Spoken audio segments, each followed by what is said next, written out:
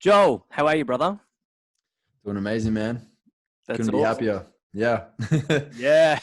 Squeezing the juice out of this big lemon that we're living in right now. Amazing. We were talking just before about just making the most of your time, whether it is a shitty time outside or whether it's good, it's important to make the most of it. So how have you been making the most of your time where you are right now? Look, man, definitely stepping more into the 10-year vision, harder than I ever have.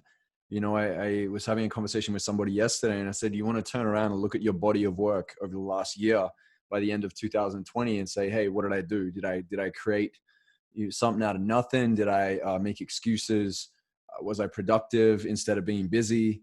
Was I Netflix and chill, or was I, ready to kick goals? And I can't expect my students to do that if I'm not doing that myself. So I've been in just massive production, man, just ramping up our Addicted to Success Mastermind and Academy. You know, we're getting geared up for workshops and retreats and events when they open back up either later in the year or start of 2021.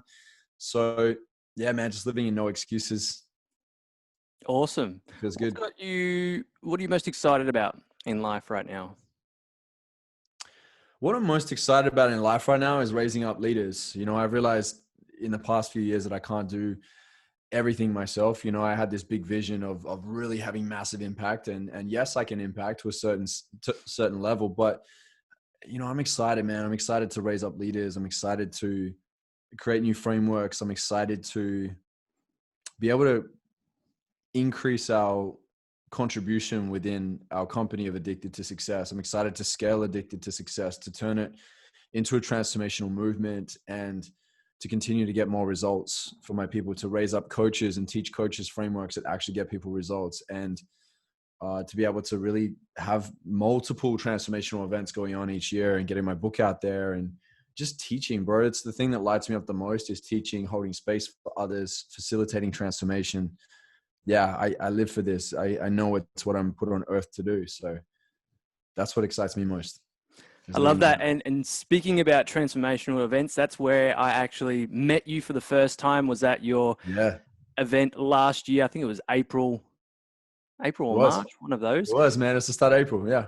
It Before my was. birthday. And the awesome thing was I was about to do like a 12-month reunion and come back to Bali and see you and Emil and interview you all in person. But, as due to outside circumstances, we had to shift and adapt, and now we're doing it online. But, That can that still wasn't, happen, by the way. it can, and it will when we're Exactly. Yeah, both yeah. back in Bali. Yeah, But that wasn't exactly. actually the first time. So it was the first time physically meeting you, but having know who Joel Brown was many years before that. So probably 3-4 years ago, really got it when I was in network marketing. I was on personal development and reading, listening, anything I could. Addicted to Success was one of the things that, I was listening to all the time, and Right. yourself, and not being mentored one-on-one by you, but definitely listening to you and being inspired by your story. And I don't want to give too much away because you're about to go into it, but there's certain things like being a snake catcher and all that, like just from where you came from to where you are now, it was so inspiring for me. And it was something that I always looked up to, which I'll recap after you share it. But for the listeners that don't know much about you or your story, can you give us a wrap up of your life from start to where you are now and all the things that you do? Yeah. Yeah. So I created a website called addictedtosuccess.com 10 and a half years ago. Pretty much 10 and a half years ago, I casted a 10-year vision for success. I wrote in there that I was creating a community, a website where I brought together aspiring entrepreneurs and people that wanted more out of life. And I just did not give up on that dream, man. I committed to it day in, day out. I realized that in order for me to be able to turn my dream into a reality sooner, I needed to leave the sales job I was working in and to invest the money that I made in working up north in the deserts of Western Australia, catching snakes and lizards, working in the environmental team, which was, by the way, double the income that I was making in my sales job, that I could invest that money back into paying for mentors, traveling to events and workshops, putting it back into my business growth, pay for marketing, pay for branding, and just be a student before I could become the teacher. And naturally, because I invested so much into my vision of building out Addicted to Success, initially I was looking at it as a blog, as a website, but very quickly we turned it into uh, a transformational hub spot where people can come and learn strategies for success and self-development. And then I naturally, through that process over, quite a few years, people started to come to me organically wanting me to teach how to build a successful brand online because I was good at it. And then I realized that no matter how much I taught people how to do that, that it was only really 20%. And then the 80% outside of the strategies and the mechanics was the mindset. And this is the engine that runs the show, is the mind up here.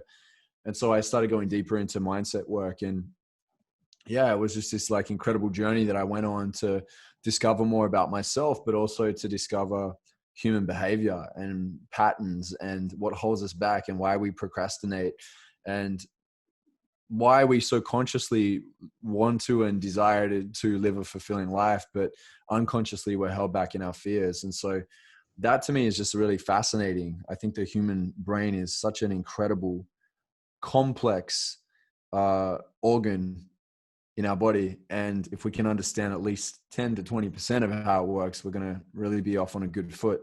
So I love teaching people how it works. I love helping people to break their patterns and supporting them in their growth. And yeah, our whole vision of this just being a blog or website has turned into a transformational movement, organization, and now I'm training coaches, and now we're bringing workshops and events to many people around the world that need it most. And I used to speak in America a lot at self-development events. I feel like America is very spoiled. They've got a lot of self-development already. They don't need any more. They're good. They're sweet. My desire and my vision is to bring more self-development and transformational work to the Southern Hemisphere. So Australia, New Zealand, Singapore, Indonesia, parts of, Africa, so South Africa and other places around the Southern Hemisphere that really need it. So yeah, that's a passion and a mission. Yeah, and such a quick wrap up too. Like I've listened to that many podcasts that you've been on, so it's like in depth. Each one covers something different, but so much in that to take through. And I think, one of the things that you did say was, you did what you had to do in that moment, like go up north and get the extra money to invest back into what you really wanted to do. So it was kind of like a do what you had to do what you want to do kind of mindset to it. Do But what you want. Yeah. yeah, why did you cast a vision? Like this is one thing that you taught me last year at the event and taught a lot of other people when you teach a lot in the content that you create and share. But what was the point that you were like, I need to create a vision for my life. I need to create a success. Did you not already have that? Or was there something that happened that you went, I need to create a vision for my life? Yeah, I started doing really well in sales and I worked my way up the ladder and got lots of promotions along the way in the space of a short amount of time. And the CEO of the company invited Jordan Belfort, the Wolf of Wall Street, to teach us sales. And part of his training with the sales process was to also have a visionary mind.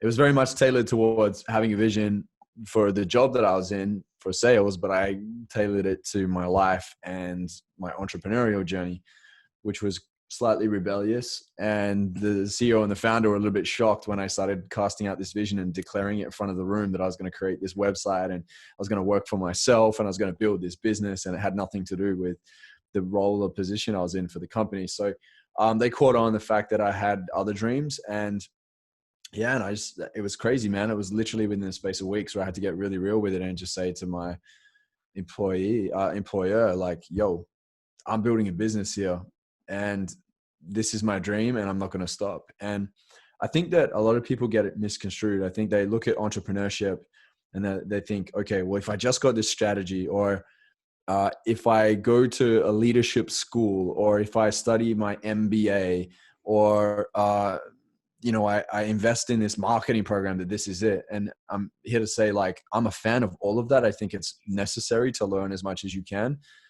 But what I know for sure, based off all these incredibly successful people that I've interviewed over the years, and you look at people such as Steve Jobs, and you look at people like Oprah Winfrey, you look at Michael Jordan, these people have reached massive levels of success. They get paid and rewarded handsomely for what they do. And it's not because of school. It's not because of these leadership trainings and coaching and courses. Yes, they can add to it, but ultimately the reason why these people are at that highest of heights is because of their attitude towards success. They just don't give up. They are literally addicted to success. You know, they're in this relentless pursuit to achieve more in life.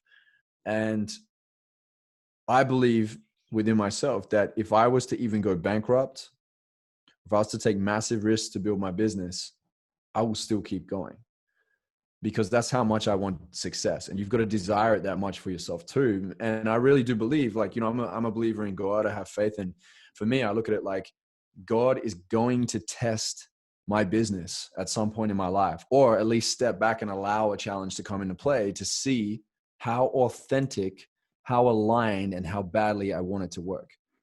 You know, so I'm okay for bankruptcy. I'm okay for debt. I'm okay with all those things. It's not a negative thing to me. It's like, cool. It's part of the challenge. It's a hazing. It's a, you know, it's a passage you pass through in order to test the iron. You know, it's like iron gets heated and tempered to test it, to test the quality of it.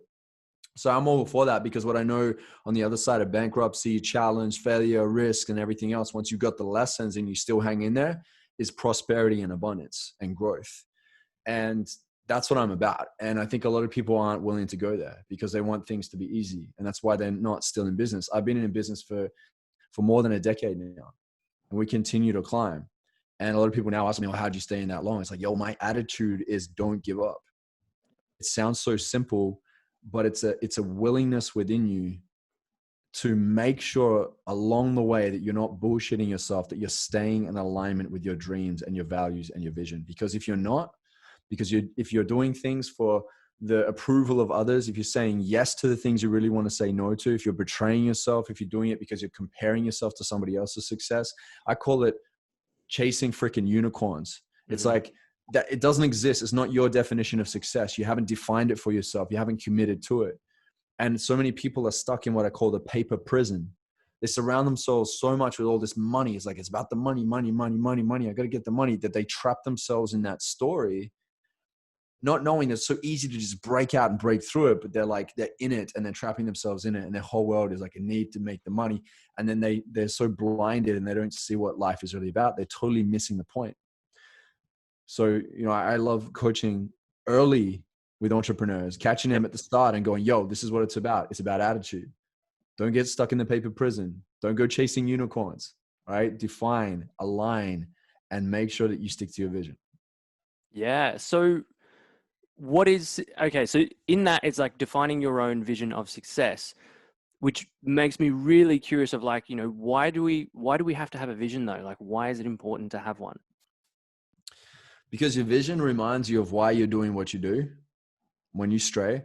And it also gives you a focus on what it is that you're going for, right? The how will start showing up as you're committing to it. That starts to come into play, because if I remember why I'm doing what I do, I don't give up. If I know what it is I'm aiming for, now I can start clearly articulating that to the world, and the right people start showing up. If I come across a mentor, I'm like, hey, I really want this person to mentor me. If I can clearly articulate my vision, my mentor's going to go, awesome, I know how to support you in that. Let's go. Right? But if I don't know, if I'm confused, and I'm being honest with you, Carlo, most people I coach, when they first come to me, they have no freaking idea what they want. They want a feeling. That's it. They're like, I want to be successful. I want to be a coach. I want to do. And I'm all for supporting people and becoming coaches and whatever they want to do, right? We're running a coaching academy. We're building people up. But I also challenge it as well, just as God's challenged me in my times. And I'll be like, why do you want to be a coach? Like, what is it about being a coach? Do you like the idea of it, or do you actually like the hustle of it? Do you like the fact that there is going to be times where you also are going to have to be responsible for your own wounds and healing too? Because when you start putting all these things on the table, people step back. And most people don't want to do that. They want the glitz and the glamour of being a so-called influencer, but they're not willing to do the work, and they're not willing to do the work on themselves. And they say this thing like, oh, you know, I just want to save the world. That there I can't stand, because I know where they're coming from, and it's an unhealthy place. I'm for people impacting, totally for it. I think it's a great virtue. I think it's cute when people say it, because I'm looking at it like, all right, when I hear that, that to me shows a form of an immature chase for success, pursuit for success, because I know that that is telling me deep down inside that person needs to save themselves. because the way that we go towards success, and I've broken this framework down. I've been teaching it lately in the last 6 months. I don't think you've heard of it, but I've really broken it down into the three paths towards success. And you can't skip the path. You need to walk down each one at a time. And there's a sequence. And the sequence is, you must build certainty first. Certainty is owning my wounds, working through my wounds, doing my own self-growth, doing my own healing, right? Charging my own self up, coming back to me, becoming centered, becoming vision driven, knowing my values and sticking to those values. Then when I come from that healthy place of, okay, I'm certain in who I am, I'm convicted. When I'm clear on what my message is and I know what to focus on and I know how to hold myself accountable, now I start walking in the room with certainty and conviction. Guess who sells the most? The person that is most convicted will sell to the rest of the room. Now you have influence. You don't necessarily have to be selling a product or a service, but you're enrolling people in the next stage. Hey, this is what I'm building, guys. Come and work with me. If you're the most convicted person and that person unconsciously is floating through life, like 95% of our thoughts are the same as the day before, and they're just bouncing around like a pinball in a pinball machine, they can go, oh, wow, that sounds so amazing. That person has a really awesome dream. I don't really have one, and I haven't consciously thought one out, and I don't know what I'm doing in my life, so I'm going to go work for that person there. You can't employ me, bro. I'm very hard to enroll because I already have my vision. I'm on my mission, you know? So there are some people that are meant to come and support you and walk in that walk, and they come and they compliment, and they're part of the team and they're playing their part. Some people just won't go anywhere near it because they're not ready, right? And so if we can build up our influence, we can enroll people into the vision and the dream, and we can build together. And then we get to go to the third path, which is impact, which is true impact, true success. It's pouring from not just a cup, a full cup, it's pouring from a freaking fountain, because it's not just you now, it's your whole team. It's your movement. And that's what we're doing with Addicted to Success. It's building it. Influential leaders that have a similar vision where we can raise up together. We become a force to be reckoned with our impact. That to me sounds more exciting than me being uncertain in my wounds going, I want to save the world. Am I painting the picture here? Mm-hmm. Right. So it doesn't start with creating that vision first. It's that having that certainty in yourself. The vision supports you in building the certainty, because when I write down the points in the vision, like let's say the goals within the vision, the stepping stones within the vision, right? And I'm working towards my 5-year or 10-year vision. I know why I'm doing it. Understand why it's important to me, because I've written it down and gotten clear on why. You know, I'll state what it is. I am, a transformational speaker and coach because I love serving others. I love learning from mentors that will teach me how to heal my inner wounds. And I love sharing that with others, right? So now I'm very clear on why it is the case that I'm following that. And that's part of my dreams. Now I know what it is that I'm headed towards. So when I start taking the action and showing up each and every day to build upon that, to become the identity of that already, and to fulfill those virtues within my vision, now what happens is I start to increase the certainty in myself, because guess what? I start to trust me, right? Every time you show up and you're a man or a woman of your word, you start to build more and more your certainty, and certainty breeds influence. Influence ultimately brings impact. Mm-hmm. Yeah, and I think it's so important that this is why I ask those questions of why a vision is so important and how to get there, because what I've seen and what I've heard, and I have people coming through my programs and they're just like, I don't need a vision. I'm just going to flow. I'm going to let it happen. And when I get there, I'll know it. I'll feel it. Yeah. And then I ask them, how's that working for you? And I know that you've been on, the Think and Grow Rich movie. You talk a lot about manifestation, whether it's law of attraction or anything like that. The whole point of that manifesting is having that vision in mind and being so clear on it, then taking those actionable steps, and then you bring it into your life. Yeah, absolutely, man. There's that law of attraction, but I also believe in law of intention. Law of attraction is match the frequency of what it is that you desire most in order to get it. Law of intention is writing it down in your vision and committing to your vision, and learning to trust yourself and building your certainty to have influence, to enroll others into it, to come and support, so you have ultimate impact. And that is set it and get it. When you write it down and you keep committing to it, that's set it and get it. Mm-hmm. Right? So that's cool. Like I would power both law of attraction and law of intention. Way more powerful. Why wouldn't you do that? Mm. And I think when I was at your event last year, I was at a stage where I didn't have a vision. I didn't know what I wanted the next 12 months or even 10 years. Well, even thinking about that, 10 years, holy crap. Like how old will I be? I'll be 36. Like, what can I do in that time? And even thinking about that made me a little bit anxious. But even going down, doing that and getting an outline and then breaking that down gave me a lot more inspiration in my life. Because when I didn't have a vision, it was just like, next day, I'm going to go back to the job, do the same thing. And when things would happen, I'd be like, well, this is just my life. But when I had a vision and set a vision, people that have been listening to this have seen my journey the past 12 months through the podcast and my Instagram and all of that. It started long before that, but that event was very impactful to me to allow me to look at those areas of my life and set those visions. And now what I've been able to achieve in the past 12 months, maybe it's not all the things that I set out, but it's nearly like 95% of what I set out. And Dude, that's awesome. but you I probably love noticed him. that from where I was back then to now is just, it's a whole different thing. Like setting that vision allowed me to focus on something that was inspiring, that was Yeah. impactful, and that aligned with what I really wanted to be doing, being, and feeling in my life. And that's why I think it's, yeah, when I hear people say, I don't need goals or a vision or anything like that, I go, exactly what you said, how's that going for you? But it's like, it gives you something to then focus on and keep your faith in. Because I remember you saying you've got to have that, I can't remember exactly how you said it, but you're like, You you've gotta got to sit in your sprinkle a bit mind. of faith on it. Yeah, that. And then it was like, you got to sit in your mind before you sit in your hand. Oh yeah, if you can hold it in your head, you can hold it in your hand.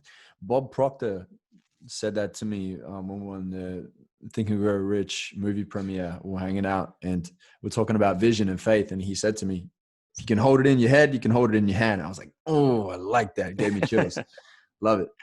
It's Mix true. that in with a bit of faith as well. Yeah, because you don't know what life is about to teach you, and there's so much that we don't know, but there's going to be that anyway. It's like, what do you do? Sit under a tree and hope that everything good happens to you while you're just sitting there? It doesn't work like that. And most of the time you're going to end up with what you don't want if you're not making moves in intentional directions, and this is why I tell people, man, like most people are average. Most people think average, and it doesn't take much of a genius to get up and take action. I know people that are absolutely crushing it, that are making multi millions. And we sit down and have a personal conversation. There's like, in the way of substance in conversation, there's not really that much there. And there's no judgment around that conversation because that person ultimately doesn't need to come and bring intellect to a conversation I'm having. I'm just like looking at it going, oh my gosh, I know someone that's super intellectual, book smart and everything else, but they're not utilizing their skills and gift to be able to, bring income in and be productive and to be able to actually, generate the life that they desire in the world. There's people out there with far less knowledge that are crushing it, and it just shows you that it's about action. Like all you need to do is take a bunch of action and commit and be consistent, and the world will applaud you for it. It's insane. Like it doesn't take a genius. Like it really doesn't. Like people often will throw, rocks and stones at you and they'll call you like crazy because you're the first. It's because people don't like change. People like to feel safe. People like to judge a book by its cover. They like to put you in a bucket because if they think that they know who you are and they can put you in the bucket and you abide by their beliefs and rules and everything else, then they're safe because they know you. I'm just not about that game, man. It's a BS game. It doesn't work. I know it. It's like if I desire the vision that I have in the forefront of my mind to come true, it's going to take quite a bit of rebellion. It's going to take judgment from others that don't understand it. I'm already expecting small-minded visionary people to be trying to cast their visions into my space. And if I haven't got a big enough vision, I'm going to adopt theirs. And Mm-hmm. I'm just not about it, bro. I just know what my vision is going to take, and there's going to be more that's added to the plate. And I'm totally cool to bring that on. And I just think that like so many people don't understand, we live in peaceful times right now. We didn't grow up in World War I. We didn't grow up in World War II. We didn't grow up in the middle of a Holocaust. Like I used to like remember my granddad talking about his granddad and like the tough, and I was like, well, why are they so like rough and like why are they so stoic and like why are they saying like we don't understand? I'm seeing it. Like he grew up around a lot of hurt and a lot of pain, especially, you know, at 18, 19 years old, getting conscripted into war. And here we are, little 18, 19-year-old kids complaining because their freaking Xbox not working or the Wi-Fi is dropping out. It's like, come on. You know, like tough times create tough people. And this whole Corona situation just weeded a bunch of people out. You know, a lot of people that keep calling themselves leaders or influencers or whatever they want to label it as, they would just test it, you know, because ultimately it comes down to the crunch of, do you actually care about your people? Because if you don't know how to support them in tough times, you don't deserve them in good times. And my tribe knows how I show up. Your tribe knows how you show up. And if you're listening right now and you call yourself a leader, you know deep down inside if you are showing up as one or not. And the world needs more leaders. That's what it needs. And it goes back to what you were saying before about the challenges of, and we were talking about this right at the start, of things are going to come up. Like you were saying about the bankruptcy, about, you know, outside factors, you know, you're going to be tested like right now. It's going to happen. And when we accept that those are going to happen, but have so much faith in that vision and we're inspired by it, and it's so inspiring that we're drawn towards it and we keep focused and we keep committed to it, the challenges are going to happen, but we're not going to be crumbled by those. And it's not going to be that be all end all. It's going to be like, okay, another one's coming up. Sweet. I'm going to move through this and keep moving forward. Yeah, absolutely. Just turn around and look back at it and go, where's the lessons? That's it. Keep embracing the lessons. Yeah. So what is success to Mr. Addicted to Success? My definition of success is to live in my potential as often as possible. That's it. Nice. And do you think that everyone needs to have their own definition of success? That would be wise. Yeah. Otherwise, what will happen is you get to the top and you go to celebrate. You're like, okay, that was kind of cool, but like, what's next? You know, I know what my definition of success is. When I say to live as often in my potential, that means to continue to expand with my vision. We're meant to grow. You look at nature, how it is naturally, it expands and grows and reaches for the skies, and you know, it thrives in growth and it does what it needs to do. There's so many of us aren't doing what we're here to do. I believe that God pulled us out of eternity and put us into space and time for a reason. I don't believe in evolution. I don't believe that we're here just dancing with our DNA. I believe we're here for a reason. We're created for a reason. And within that, it's to live in our purpose and to bring innovation into the world, you know, and to emanate love on a level that we are, you know, as truthful and honest as we can be in our, you know, broken. So many of us are so caught up in society's models. We're so in our wounds. And the more that I believe that we can heal people, the more I believe that we can, and I see it like over and over again. It's been my work lately, is just seeing more and more people healing means that more and more of that level of consciousness is raised to the point where now we're here to support each other and we're coming from love and not fear.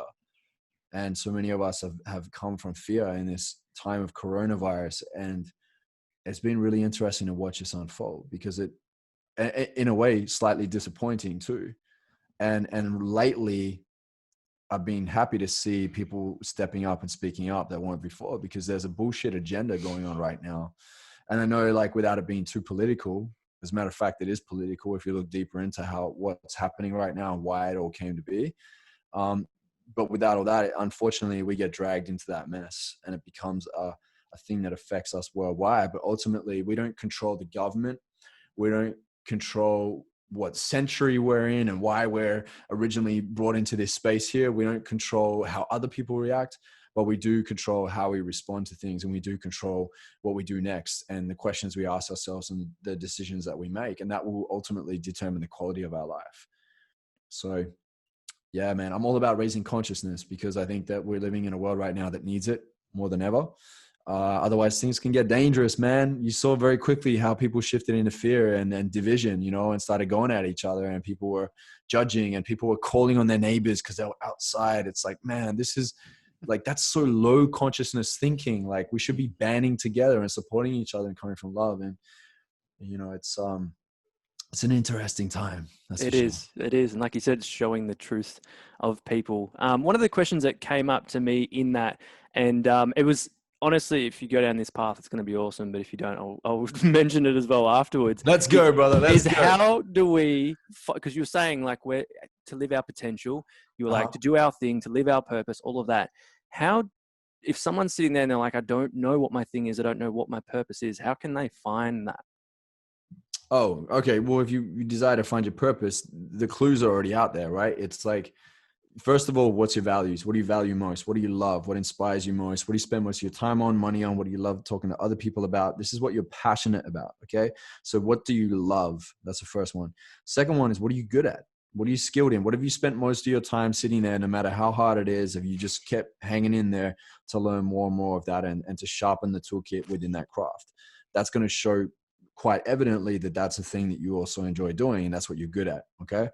The third one is, what solution will you bring to the world? Because it's not just about us. If we start operating from a place of serving others as well and bringing in, like I said before, we're here for a reason. It's bringing in innovation. It's about service and contribution. It now becomes greater than yourself, which at times when things get tough, you don't make it about yourself and try and make it perfect. Now you're also there to serve for others and bring quality and value to others in life. The fourth one is, how are you going to monetize this? Because at some point you're going to need money, whether you like it or not. I think money can also be the elephant in the room. A lot of people are like, oh, let's not talk about money. It's about impact. No, it's not.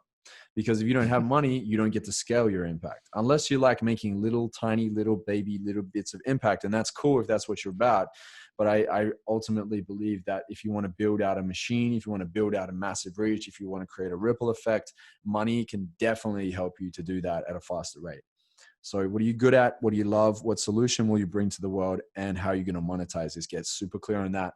And the answer that lies within the intersect of those four questions that are answered by you and solely by you and nobody else, with no comparison or nobody else's definition, that there is where your purpose lies. That's it. You went exactly where I wanted you to go with that, where I thought you were going to go, because that was like, honestly, here, not making this up. It was an interview with you and Vision Lakiani. I'm not sure if it was on your podcast or his, where you were It was on the Mind talking Valley podcast. Yeah. that one.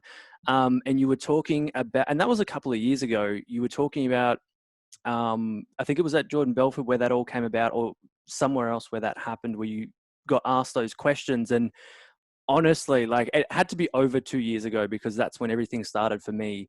That's where I actually took inventory and started asking myself those questions.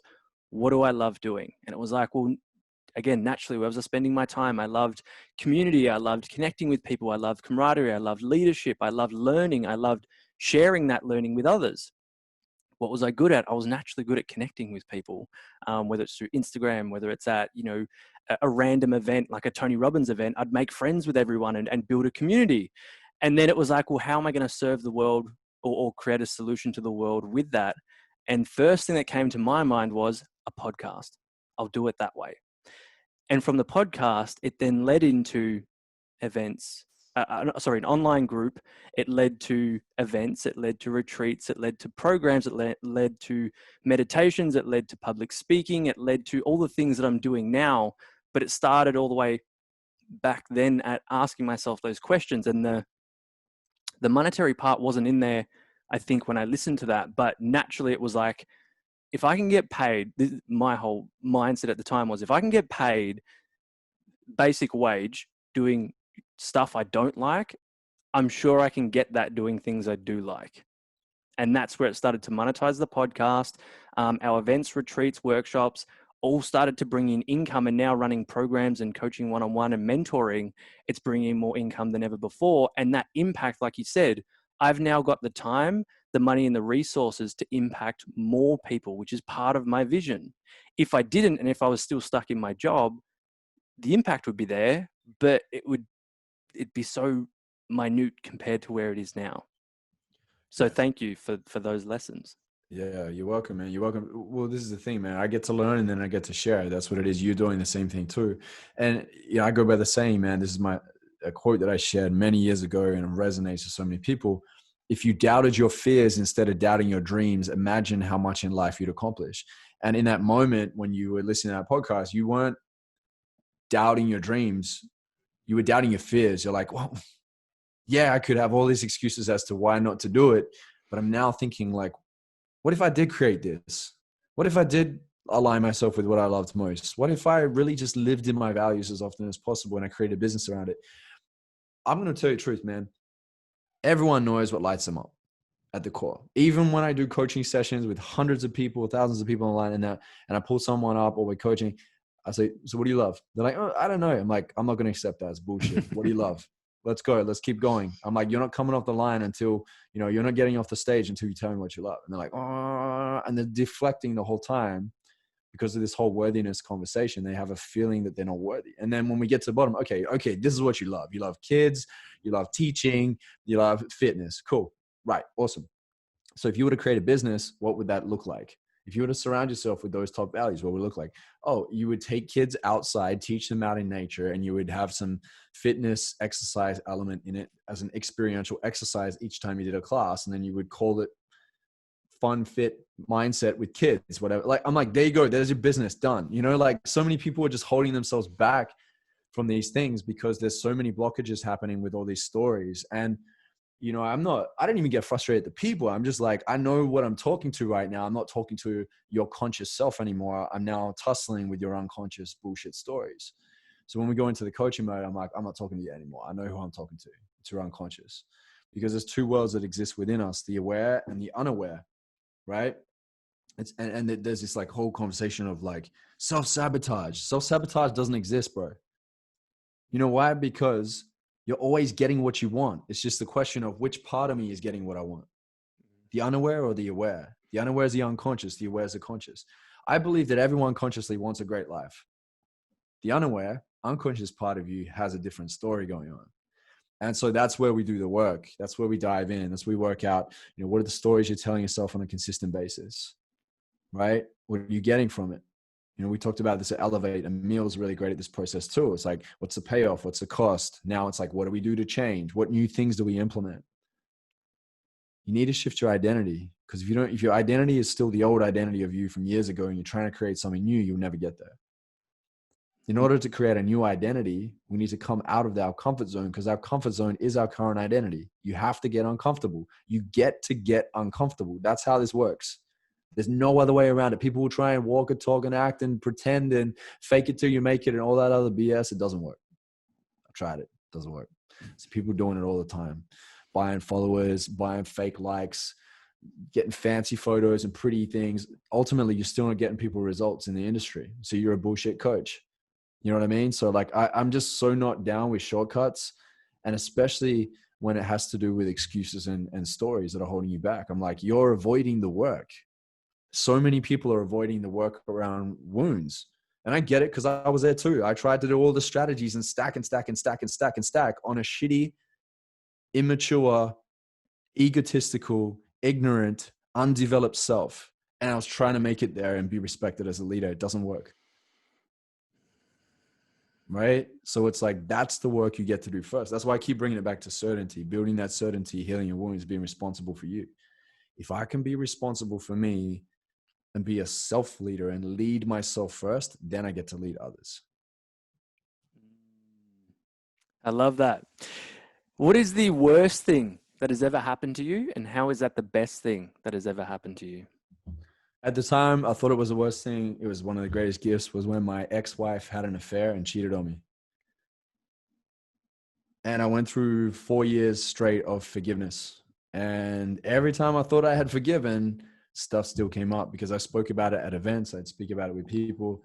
And when I would talk about the story, there were certain aspects where I felt resentment and anger, and I felt frustration. I'm at a place now where I'm friends with my ex-wife. We can talk, we're in a place where we're respectful of each other, and I care about her. I think she's amazing, and she's on her own journey, and I respect where she's at, and she respects me and respects where I'm at. And, it took years to get there, but that was part of my healing process. And it's crazy, because me experiencing that, as soon as that happened, man, I started attracting people into the space once I had done more of my healing work, that like, I literally attract cheaters into my coaching space. Like, people that come to me and go, I'm cheating on my husband, or I'm cheating on my wife. I'm like, interesting, because you would think for me that would be the trigger. was like, I don't want to help this person, or that person's an asshole, or a biatch, or whatever you want to call it, right? I'm not in that space. I'm like, awesome, cool, let's talk about this. Hey, I know how it feels. I got cheated on. So let's go there and let's talk about the impact that it can have on a marriage or a relationship. Let's have a talk about like the process you're going to have to go through now that you get to go through for your forgiveness. So it's been such a gift, and I've said it to my ex-wife, like I appreciate her. It's been similar in relationships too. Relationships have taught me so much because they're the perfect mirror. They reflect back to you the parts of yourself that are unhealed. And I'm friends with every ex-girl that I've been with. We're good, bar one, and that's for another reason in itself. But I'm friends with every one of them because we've been able to have a conversation and to go deeper into like, hey, at one point I loved you. And there were things here that we were able to learn from one another. And I'm grateful for that. And I think a lot of people that I talk to over and over again find that tough. And there's just so much there, so many lessons, so many things we get to apply, so many things we get to teach others as well from the lessons that we've gleaned from our past. And it's finding those lessons and gratitude for them, but also, like you said, you delved into the tough conversations, the things that other people would normally avoid because they're like, I don't even want to go there. But for you to have that forgiveness and to have that peace of mind, it was something you wanted to step into. Yeah, man, I was calling my own self to higher ground. That's why I keep talking about this whole idea of self-responsibility and self-leadership. How can I be standing on a stage, man, talking to people about forgiveness if I haven't forgiven myself first? I'm a sham if I do that. Mm-hmm. I'm not really a coach, and I can't go to bed at night thinking that. It doesn't work for me. And it's all part of that process. I think we covered it in week 2 of my program. And Adriana is one that teaches that, and profound for people that have never thought of forgiveness. They think it's all with other people. And yes, that does come into it, forgiving others for certain things. But when it comes back to self, everyone's like, I don't need to forgive myself. Like, why would I forgive myself? It's like, nah, man, that's the stuff you're holding on to and you hold on to for the rest of your life if you don't forgive yourself for it. Yeah, it's the boulder back here. Mm-hmm. And it's the thing that feels really tough to carry with you for the rest of your life if you choose to. I was in Marrakesh in Morocco, running a retreat with Sonia Zabatani. This was a few months back. And there was a woman in the room that had to go through a forgiveness process with her ex-partner. And he was just like toying with her, She just finally built up the courage to walk away from it and left. And I said to her, I'm like, cool, you get to do a forgiveness letter. And on top of that, because I believe this will be even more powerful for your transformation, you get to call him and tell him you forgive him. She's like, and then after, like near the end of the session, she's like, what happens if I don't do it? Like, is there any other way? And I go, if you don't do it, you're going to carry that shit with you for the rest of your life. And she started bawling her eyes out. And I go, why are you crying? She says, because I don't want that. And I go, so then call him. And she did. And he didn't pick up. And she came back to me and she's crying again. He didn't pick up. I called him 3 times over the last 2 days. He didn't pick up. I'm like, cool. Then he's not ready. And that's okay. But you called him. She's like, yeah, I did. And I'm like, you weren't going to before, but you called him. You know that, right? She's like, yeah. And I go, do you trust yourself a little bit more? Like, do you feel like you value yourself? She's like, yeah, I do. And I go, but then that's what it's about. Because it's never about expecting that other person to say, oh, you're right, I'm sorry. I said, that's a bonus. It's all a bonus if that happens. And I said, don't even expect it. Even tell them, I'm not expecting an apology from you. I'm just here to share this because it's my process. And I'd love for you to hold space. And if you can't hold space, then that's your answer and that's okay. Mm-hmm. So she realized like how much she was stepping in for herself. And this is the thing, man, that like so many people don't step in for themselves. And then when it comes time to, like you did, where it's like, hey, I really desire to create a business, to coach, to run workshops. If you haven't been practicing stepping in for yourself, you feel very unsupported. And if you don't even, that's why a lot of people like want support or want someone else to come and help them, because they're not even helping themselves. They're trying to cheat all the time, man. I don't believe in cheating, man. It doesn't work. Doesn't work. You know, like trying to get someone else to do it for me, trying to avoid the work so I don't have to do it, buying fake followers and likes and everything else to look like this because I can't actually legitimately build it myself and care about my tribe enough to engage with them. Bro, I got 97,000 followers on Instagram, and across all platforms we're at 2.7 million. That doesn't mean anything, because if I'm not connecting with any of them, what's the point? Right? It's about connecting with your people. If you're in that space as a leader, connecting, engaging, right? Am I meeting their needs? How can I hold space? What must I create in order to create more impact? Who must I enroll in order to influence? Mm-hmm. And then always looking after me, making sure my certainty is up because I'm looking after myself.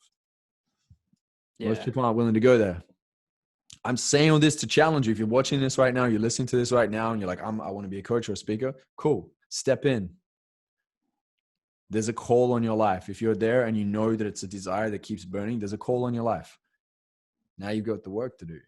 And guess what? It doesn't stop. It keeps going. And that's the beautiful part of it, is it's not easy to get. And if it was easy to get, there wouldn't be value in it. And everyone would have it and no one would appreciate it. Exactly. And that's, you don't even have to be a coach. You could be like a yoga teacher or a meditation teacher, or building like a supplement company, or, a PT, whatever it is for you, a service product-based business, whatever it is. Like every industry requires leadership, and every industry requires someone to step in and to actually legitimately care about their people. You get to do it. Be one of the ones that cares. You go a long way. This is a long game. This is you staying in for the rest of your life in the career. If you see it, and I had a coaching call the other day with someone, and we had maybe like 30, 40 people on the call, and she said to me, this is what I desire to do with my vision. Cause I was like, what's your vision? This is what I desire to do with my vision 10 years from now. I'm like, cool. What are you doing now? I'm doing this and this and this. And I'm like, why are you doing this and this and this, but you want that and that and that? She's like, I don't know. And I go, stop doing this and this and this. It's got nothing to do with that and that and that in your vision. I'm like, how long do you want to take to get to your vision? You want 20, 30 years? She's like, no. And I go, well, then stop doing the things have nothing to do with your vision 10 years from now, and start doing those things that are getting you closer to your 10-year vision today. Mm-hmm. So interesting. And so many impactful points that people can take in right now and start switching things immediately practical into their life to start doing. What is the best advice you've ever been given? There's quite a lot of advice. I would say, I'm just thinking about all the people I've been blessed to connect with. Tony Robbins really stood out when I interviewed Tony, and Tony and I were having a conversation about like the lack of good leadership in industries, and similar to the conversation you and I are having. I said to him, like, how do we make sure that the quality stays in the space? And he says, Joel, it's not even like an industry thing. It's not even like coaching. He said, it's a way of life. You've got doctors that are telling everyone they have to be healthy, but they're outside smoking cigarettes and drinking their life away. And then you have someone that's massively overweight, doesn't care about their health, just eating all sorts of things under the sun. And they've got to going to get a PT certificate. And because they heard that it's popular and has money, and it's an industry where there's a lot of money coming in. Right. And so he said, it's quite easy to just slap a title and call yourself an expert or a guru or a master, on Twitter or Instagram or Facebook. And so he said he believes in mastery, that you commit for at least a 10-year minimum to your craft. And, that resonated so deeply. And that's what it is. It's like getting in the trenches, and it's a blood, sweat, and tears. It's getting the badge. Remember I said to you before, and you said this as well, it's like you wouldn't appreciate it if you didn't stick to it, when times are tough. That's why right at the start of this interview, I talked about having an attitude for success. It always circles back around to that. It's you got to have that attitude to go in. And it's not even attitude to win, to beat everybody. It's attitude to win because you're going to be in massive tussles just by yourself. That's challenging enough, so that's why we get to do the work in ourselves first, to set ourselves up to win for the future and to get on our own team so that we can win. And that was a huge lesson I learned from Tony. And it got me thinking, okay, I really love being a speaker and a coach now. And this is about 6 years back or 5 years back. And I thought to myself, okay, do I see myself being a speaker and a coach rocking stages when I'm old and gray? 80, 90, 100 years, with biohacking, maybe 120, 130 years, good vitamins and minerals, 150 years, right? From now, the answer is yes. So I'm like, cool. So I'm in the long game. So now I'm not in a rush, which means that I'm going to do it right. I'm not looking for shortcuts, but I'm looking to go deep. I'm going deep. I'm not trying to go wide and shallow. I'm going deep. And that was a game changer for me, and for the rest of my life so far with what Tony taught me. I always look at, like, what's the 10-year vision? What are we creating here? What are we doing for the long term? How does this impact long term? That's how you make better decisions for the future. And it aligns with your vision. And I think one of the quotes that stands out to me, even when you were saying that, was like, we underestimate what we can do. We overestimate what we can do in 1 year, but we underestimate what we can do in 5 or 10 years. And when you have that vision and you have that attitude, it's quality over just getting things done and rushing through the shortcuts. You don't take the shortcuts because you know that there's a process to it. Well, it's also mastery of the mind, because now you're practicing willpower and you have self-control. You're not letting, like, that dopamine hit or that endorphin rush or that serotonin, stick in the arm that you want to just go and do things short term. I don't desire that anymore. When I was younger, I used to, man. Money was my motivation, and I had this, like, urgency, and Gary Vaynerchuk even said to me, he's like, bro, we get to slow down too sometimes. We don't have to always be in a rush. And he says it's about the gray hairs. It's sticking in the game and staying in the game, and that in itself resonated too. And yeah, man, I just don't compare myself to others anymore. I used to, once I realized that my vision was so different and unique compared to everybody else's, because it had all the things in there that lit me up, that were exciting for me, and that had my team involved and my people involved, and it was tribe driven and impact driven in my own desires and also what I feel were pain points in the space that I had experienced. Then I realized that my vision isn't like anybody else's. So then I stopped comparing. There's no point. Why would I compare to somebody else's lane when my lane has nothing to do with theirs? So there's a lot of power in that. There's a lot of power. People can feel it. They're like, oh, that person's certain. They walk with conviction. People love that, because most people aren't convicted or certain about what they're doing. Mm-hmm. Yep. It's great advice from the big man. What advice would you give your 16-year-old self? Oh, when I was 16, I'd say be easy on you, because I was so hard on myself for so long. And to some degree, it pushed me to achieve success. But I was so hard on me, expecting myself to be somewhere sooner than I was. And that's because I didn't know what I didn't know. And I thought that money was everything. And then when I got it, I was like, oh, this isn't it. And I thought building the business, a massive business was everything. I'm like, no, that's not it. Then I was contributing and building schools and everything else. I was like, oh, that's not even it. It was me living in my true alignment, me fully expressing myself without fear of rejection and approval of others. That's another level of freedom that I wish everyone can feel. I'm seriously at the point, Carlo, I don't give a shit. Like in a loving way, like I just really don't care what people have to say. Most are an assumption when people have a go. And I know in my heart that I can go to bed at night knowing that I'm a man of integrity and that I do my best to stay my values, that I care about my people. And I used to worry so much, man. I used to worry what people thought. I was so scared to be rejected. I wanted approval. I wanted significance. I'm not significance driven. You can take away all my followers, man. Take away the likes and take away everything else. It doesn't mean anything, man. It's like, I take me everywhere I go. I am where my feet stand, and that's the quality and the value that I get to give. And that's got nothing to do with my social media accounts. It's got nothing to do with the fancy title of a book. It's got nothing to do with that. It goes back to that owning who you are and having certainty. Knowing you're enough, man. You're enough. There's just so much value we always get to give at any point in our life. And I think we often keep thinking that we can have more. Like, I don't mind having more. I think it's great to grow. Like, I like more the challenge of growth, and I love to constantly be stimulated. I like to learn new things because I love progress. Am I hanging my happiness on that? No. I get to be happy at any point in my journey.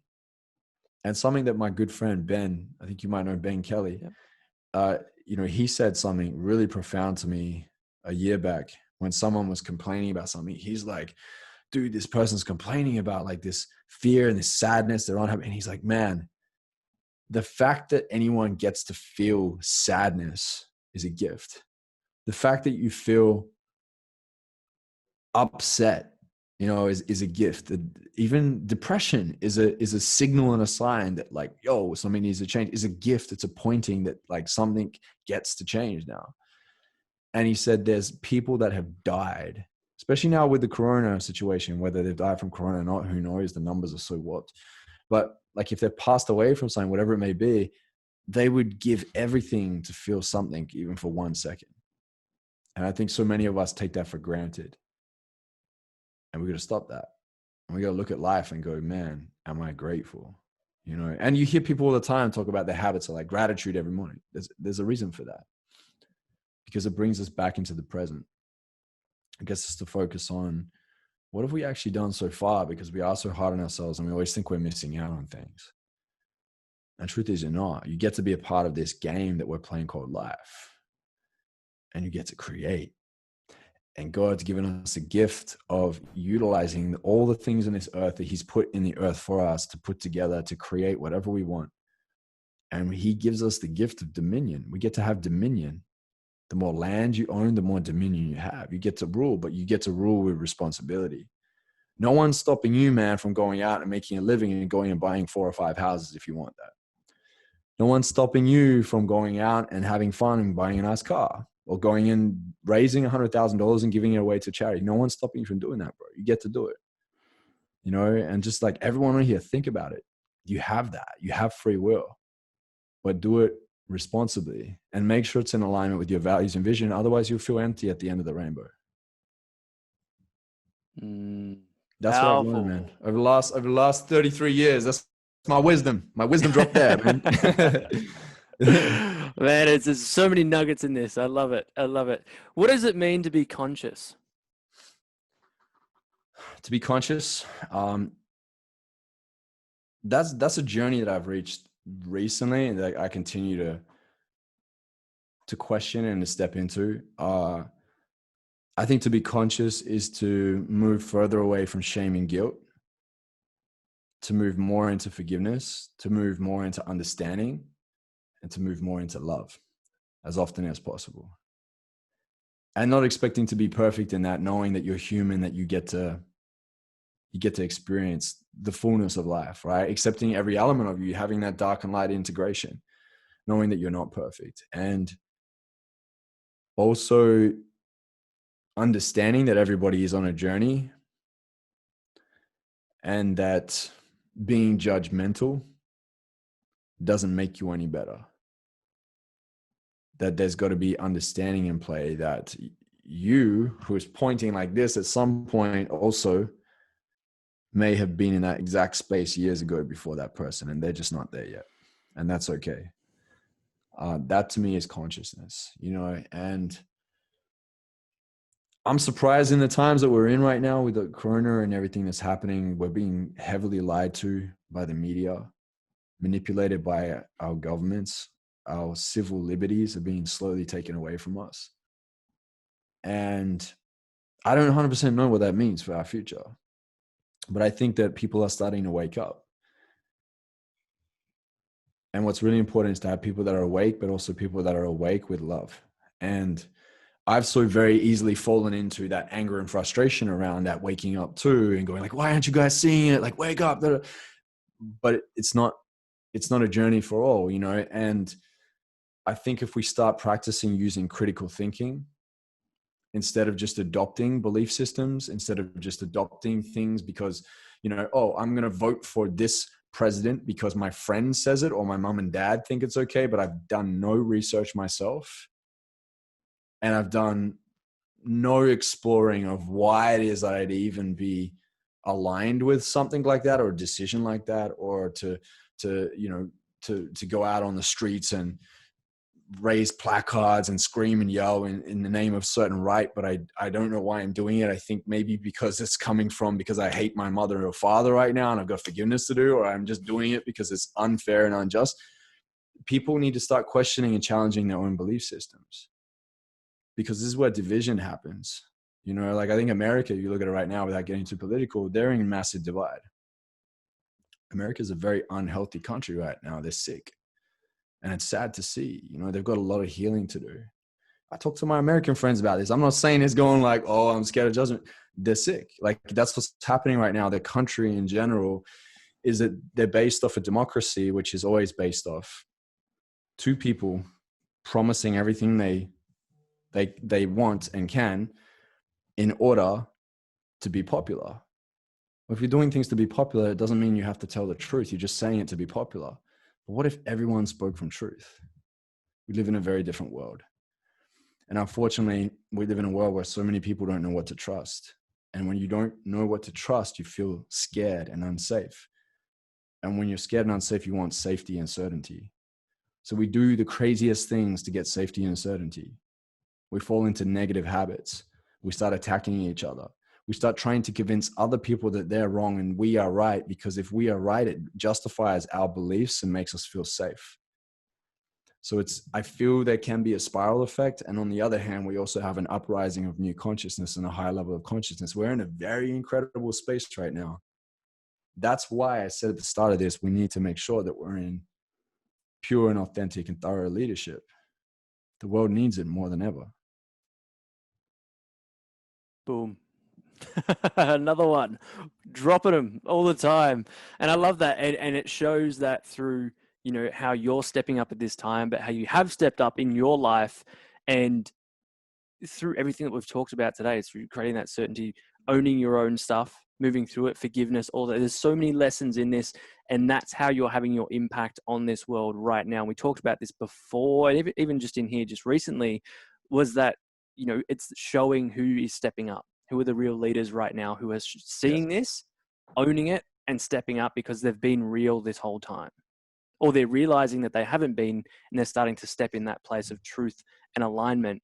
And that's what's going to impact the world. And that's where, you know, yourself as Joel Brown, as, you know, Addicted to Success, that's that impact that you're creating. And like, I've felt that. I've been to your events, I've watched your content, listened to your content for ages, and I feel it and I see it.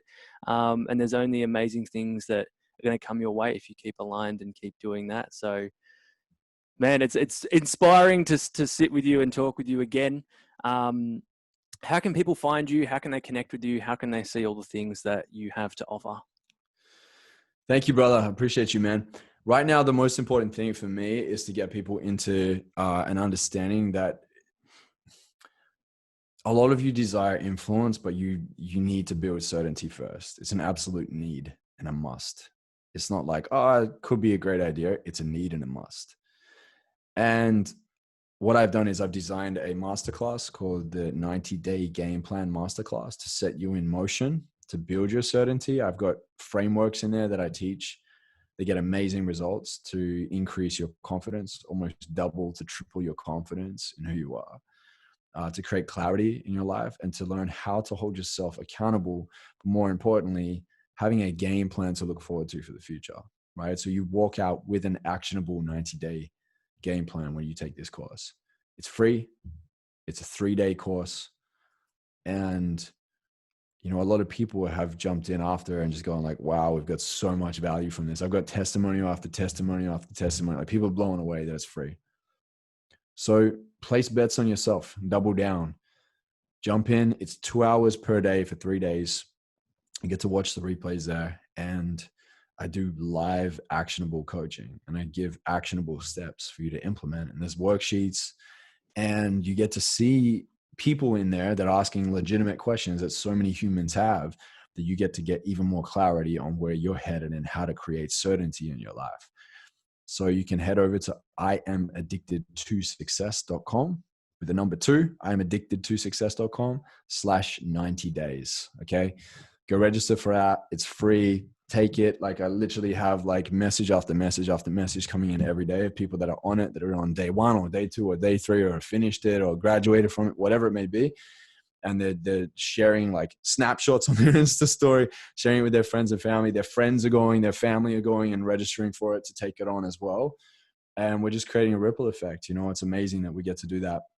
And then those that want to go even deeper come into our Addicted to Success Mastermind, which is monthly coaching. You get one call per week with me, a live Zoom Q&A style and session style recordings, and also live calls that you get to jump on so that we can volley back and forth. We can break through your limiting beliefs, and we can create certainty in your life so you can move to influence. So it's all there. It's all free. And yeah, that would be the best place to get an introduction to what I do. Otherwise, just go check me out on Instagram and shoot me a DM if you've got any questions.